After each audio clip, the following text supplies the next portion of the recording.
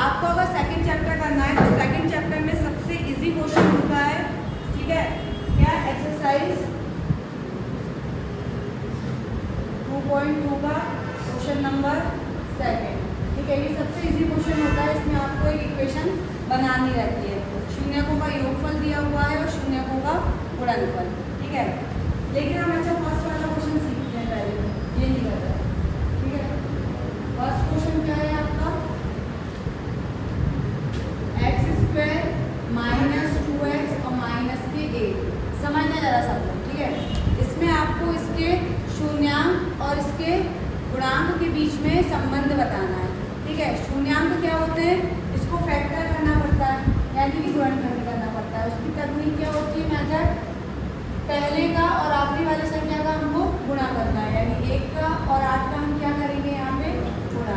ये सारा वैसे हमारे दिमाग में चलता है, लेकिन आप समझ लो 1 और 8 का गुणा करोगे तो कितना आएगा 8। हम जितना भी कैलकुलेशन करेंगे इस 8 के आसपास करेंगे, ठीक है। 8 किस किस की टेबल में आता है, 2 चौक 8। या तुम लोग इंग्लिश मीडियम में, हिंदी मीडियम में, तो ये बताओ कि बिल्कुल टेबल में हिंदी भी बोलनी होती है, इंग्लिश में चलता है ना, क्योंकि तुम सब कहीं ना कहीं इंग्लिश मीडियम से हिंदी मीडियम में हुए हो। शुरू से कितने बच्चे हिंदी मीडियम में पढ़े, स्टार्टिंग से आप पढ़े, चलो ठीक। जैसे मैं 2 4 8 बोलती हूँ, इसमें भी दिक्कत होती है क्या, नहीं होती ना। 2 चौक कितने होते हैं 8। अब हमें ये देखना है जिन दोनों का मल्टीप्लाई करने पे 8 आ रहा है, उन्हीं दोनों संख्याओं को प्लस या माइनस करने पे हमारी बीच की संख्या आनी चाहिए, और बीच में क्या आ रहा है 2। अब आप देखो, अगर आप 4 में से 2 माइनस करोगे तो आपका 2 आ जाएगा, लेकिन ये 2 किसका चाहिए हमें, माइनस का।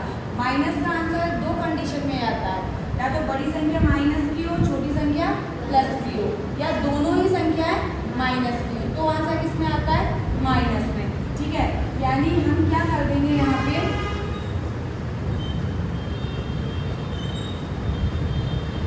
क्या था, x² माइनस 2x और माइनस के 8, यही है ना। माइनस है, दोनों प्लस है, देखो चेक करो क्वेश्चन को एक बार, दोनों माइनस के थे।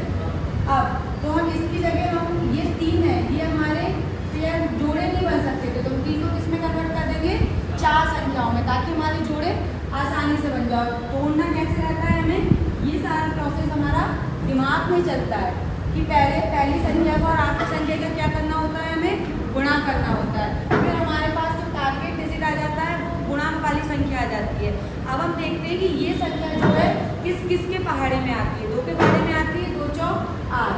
अगर आप 4 में से 2 माइनस करोगे तो क्या आ जाएंगे 2। फिर हमें देखना है कि ये माइनस का तो नहीं है, तो ये माइनस का है, आप क्या कर दोगे, बड़ी संख्या माइनस की और छोटी संख्या प्लस की। इसमें किसी को कोई दिक्कत है क्या, नहीं है। अब आप क्या करोगे, ये तो आपका x² ही रहेगा, ये आप तोड़ दोगे 4 और 2 के फॉर्म में, तो यहाँ लिख दोगे आप माइनस के 4x और यहाँ लिख दोगे प्लस का 2x, और माइनस के 8 आपके ऐसे ही आ जाएंगे। यानी पहली संख्या और आखिरी संख्या में कोई अंतर नहीं करते, केवल बीच वाली संख्या को हम तोड़ देते हैं, ठीक है।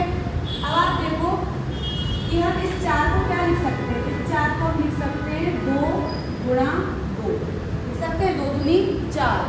इस 8 को क्या लिख सकते हैं हम, 4 गुणा 2, 4 दूनी 8। अब हमने ऐसा क्यों लिखा, एक जोड़ा हमारा ये बन गया, दूसरे जोड़े में हमारे ये दोनों संख्याएं आ गई, ठीक है। अब दोनों में से हम कॉमन लेंगे, जो दोनों के पास है वो हम क्या कर लेंगे, कॉमन। इसमें दोनों के पास क्या है, x, तो हम x कॉमन ले लेंगे, यहाँ पे क्या बचेगा, एक x ही बचेगा, माइनस। ये लिखने का कोई मतलब नहीं निकला, क्योंकि यहाँ पे तो 2 था ही नहीं, ठीक है। यहाँ पे क्या बचेगा 4, क्योंकि x तो क्या है, कॉमन जा चुका है, क्लियर। अब आप क्या करोगे, प्लस है, प्लस लिख दोगे, ये दोनों में से क्या कॉमन, दोनों में से क्या कॉमन ले सकते हैं, ये 4 तो आएगा नहीं, क्या कॉमन आ जाएगा 2, तो यहाँ पे कितना बचेगा x माइनस 2 कॉमन चला गया, क्या बचा 4। अगर मैं आपसे ऐसे बोलती 8 से 2 चले गए तो कितने बचे, आप बोलते 6, यही बोलते 8 से 2 चले गए कितने बचे 6, लेकिन आप पहाड़े से याद रखना 8 को हम क्या लिख सकते हैं, 4 दूनी 8, हमने 2 कॉमन ले लिया, तो क्या बचेगा यहाँ पे 4। अब एक गुणनखंड करने की सबसे अच्छा चेक करने का तरीका ये होता है, दोनों ब्रैकेट हमेशा कैसे आते हैं, सेम आते हैं। अगर सेम नहीं आ रहे हैं तो मतलब आप क्या कर रहे हो, कहीं ना कहीं कुछ ना कुछ मिस्टेक कर रहे हो, ठीक है। यानी ये दोनों जो ब्रैकेट हैं आपके, ये हमेशा कैसे आएंगे,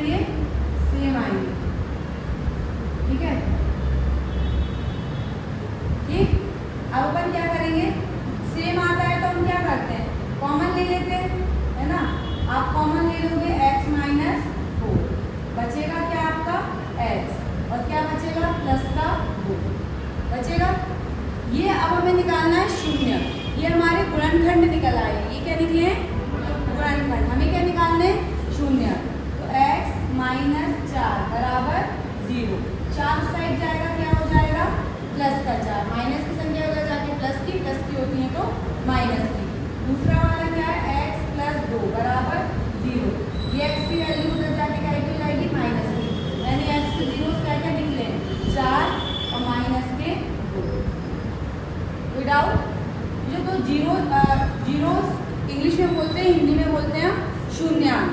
ठीक है, ये जो हमारे शून्यांक निकले हैं इन्हीं को हम नाम दे देते हैं अल्फा और बीटा। कोई दिक्कत है? शून्यांक ये हो गए और उन्होंने संबंध किसके बीच में कहा था? शून्यांक और गुणांक के बीच में। गुणांक क्या होते हैं? गुणांक और चर दोनों चीजें बताई हैं मैंने आपको। चर क्या होते हैं आपके? अल्फाबेट ABCD XYZ ये, और गुणांक क्या होते हैं? इन अल्फाबेट के साथ में जो संख्याएं होती हैं वो होते हैं हमारे गुणांक। अब देखो 3 गुणांक है, पहला वाला हमने A मान लिया तो A की जगह पे कुछ नहीं है, क्या आ जाएगा यहाँ पे 1, B की जगह पे क्या आ जाएगा -2 और C की जगह पे क्या आ जाएगा -8। अब इस गुणांक और इस शून्यांक के बीच में हमको क्या बताने हैं? संबंध बताने हैं। इसके संबंध के लिए हमने 2 फॉर्मूले पढ़े थे। पहला होता है अल्फा प्लस बीटा। ठीक है, जब दोनों शून्यांकों को जोड़ देंगे तो हमारा सूत्र क्या बन रहा है? -b/a। यही होता है अल्फा और बीटा। हमारे 2 शून्यांक ये निकले थे, अल्फा की जगह 4 प्लस बीटा की जगह आ जाएगा माइनस। इंग्लिश मीडियम में भी इसको अल्फा बीटा ही बोलते हैं, हिंदी मीडियम में भी यही बोलते हैं, सिंबल इसके सेम रहते हैं। ठीक है, फिर ये आ गया 4 प्लस माइनस क्या हो जाएगा माइनस, 4 में से 2 गए 2। क्लियर? इस साइड आ जाएंगे। b की वैल्यू क्या है आपकी? 1 माइनस क्वेश्चन में है, सॉरी फॉर्मूले में है, और b भी किसका है हमारा? माइनस का, और ये किसका है? 1 का। माइनस माइनस प्लस 2 तो मिला के क्या आ गया 2। हमें रिलेशन संबंध बताना था, ये दोनों बराबर आ गए। एक और संबंध क्या होता है इसका? अल्फा इंटू बीटा, यानी अल्फा गुणनफल करेंगे तो क्या आ जाएगा बीटा का C/A। सबसे पहले तो गुणा कर देंगे 4, ये गुणा माइनस के 2, 4 दूनी 8, माइनस का माइनस आ जाएगा। ठीक है, बराबर C का मान कितना दिया हुआ है? ये दिया है -8, और A का कितना दिया हुआ है 1, ये आ जाएगा -4। ये भी आपके कैसे आ गए? बराबर। और ये भी कैसे आ गए? ये भी आपके बराबर आ गए और ये भी आपके बराबर आ गए।